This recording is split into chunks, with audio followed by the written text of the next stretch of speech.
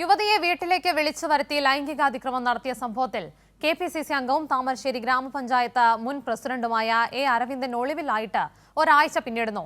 ഇതിനിടയിൽ കേസ് പിൻവലിക്കണമെന്നുള്ള ആവശ്യവുമായി കോൺഗ്രസ് നേതാക്കൾ സമീപിച്ചെന്ന യുവതിയുടെ വെളിപ്പെടുത്തൽ പ്രതി ഒളിവിലാണെന്ന് സമ്മതിച്ച താമരശ്ശേരി പോലീസും നടപടികൾ വൈകിപ്പിക്കുകയാണ്. താമരശ്ശേരി പഞ്ചായത്ത് ഉടമസ്ഥതയിലുള്ള കെട്ടിടത്തിൽ സ്ഥാപനം നടത്തിവരുന്ന യുവതിയെ പീഡിപ്പിച്ച കേസിലാണ് മുതിർന്ന കോൺഗ്രസ് നേതാവും കെപിസിസി അംഗം കൂടിയായ അരവിന്ദൻ ഒരാഴ്ചയിലേറെയായി ഒളിവിൽ കഴിയുന്നത്. അരവിന്ദൻ വീട്ടിലേക്ക് വിളിച്ചു വരുത്തിയാണ് യുവതിക്ക് മേൽ ലൈംഗിക അതിക്രമം നടത്തിയെന്നാണ് പരാതി. ഒളിവിൽ കഴിയുന്ന അരവിന്ദൻ കോൺഗ്രസ് നേതാക്കൾ മുഖേന പരാതിക്കാരിയെ സ്വാധീനിക്കാൻ ശ്രമിക്കുന്നുവെന്നാണ് ഇപ്പോൾ ആരോപണം. പരാതി പിൻവലിക്കുവാൻ വലിയ രീതിയിലുള്ള സമ്മർദ്ദം നടക്കുന്നുണ്ടെന്ന് പരാതിക്കാരിയായ യുവതി പറയുന്നു. വീട്ടിലുള്ളവർക്കായിട്ട് പാർട്ടിയിലുള്ള ചില നേതാക്കന്മാർ കോണ്ടാക്ട് ചെയ്തിട്ടുണ്ടായിരുന്നു. അപ്പോൾ നമ്മൾ ഇതിന്ന് പിന്മാറണം, അല്ലെങ്കിൽ നമ്മൾ ഇനി ഒറ്റപ്പെടും, അല്ലെങ്കിൽ നമുക്ക് പാർട്ടിയിൽ നിന്ന് ഒരു സഹായം കിട്ടില്ല. ആക്ച്വലി എൻ്റെ ഫാദറും കോൺഗ്രസ് പ്രവർത്തകനാണ്.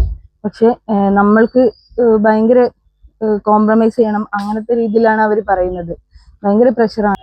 അത് കാരണം എനിക്ക് ഭയങ്കര എല്ലാവരും നമ്മളെ കുടുംബത്തിനെ ഒറ്റപ്പെടുത്തും, അങ്ങനത്തെ രീതിയിൽ അവർ നമ്മളെ ഭയങ്കര പറഞ്ഞുകൊണ്ടിരിക്കുകയാണ്.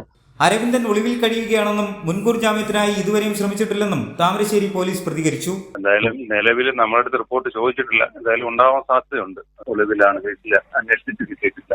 അതേസമയം ലൈംഗിക പീഡന കേസിലെ പ്രതിയായ കോൺഗ്രസ് നേതാവിന് മുൻകൂർ ജാമ്യം ലഭിക്കുവാൻ നടപടികൾ പോലീസ് മനഃപൂർവ്വം വൈകിപ്പിക്കുകയാണെന്നാണ് ആരോപണം.